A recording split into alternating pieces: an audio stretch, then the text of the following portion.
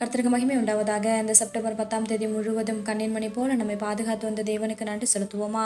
கிருபையும் மகிமையும் நிறைந்த எங்கள் பரிசுத்தமுள்ள நல்ல தகப்பனே, ஸ்தோத்தரிக்கிறோம் துதிக்கிறோம் ராஜா. இந்த இரவு நேரத்திலும் உம்மை நோக்கி பார்க்கக்கூடிய கிருபை கொடுத்ததற்காக நன்றி தகப்பனே. அப்போ அந்த நாளிலும் உங்களுக்கு பிரியமில்லாத காரியங்களை செய்து உங்களுடைய இருதயத்தை துக்கப்படுத்தியதற்காக எங்களை தயவாய் மன்னியும் ஆண்டவரே. உங்க பிரியமான பிள்ளையை வாழ உதவி செய்யுங்கப்பா. இந்த நாளிலும் எங்கள் தேவைகள் எல்லாவற்றையும் சந்தித்து நாங்கள் சோர்ந்து போகாதபடி உங்களுடைய வார்த்தை கொண்டு எங்களை குணப்படுத்தியதற்காக நன்றி தகப்பனே.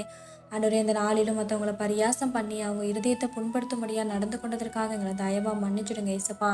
ஆண்டவரே, மற்றவங்களுடைய குறைய சொல்லி அவங்கள கஷ்டப்படுத்தாம, ஆண்டவரே எங்களிடத்துல எத்தனையோ குறைகள் இருந்தும் எங்களை உண்மையாய் நேசிக்கிற நல்ல தகப்பன் ஆண்டவரே நீங்க. அப்பா, உண்மை போல நாங்களும் மற்றவர்களை நேசிக்க எங்களுக்கு கற்றுத்தருவீராக.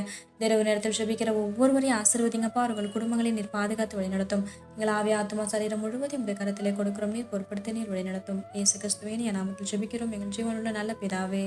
ஆமென்.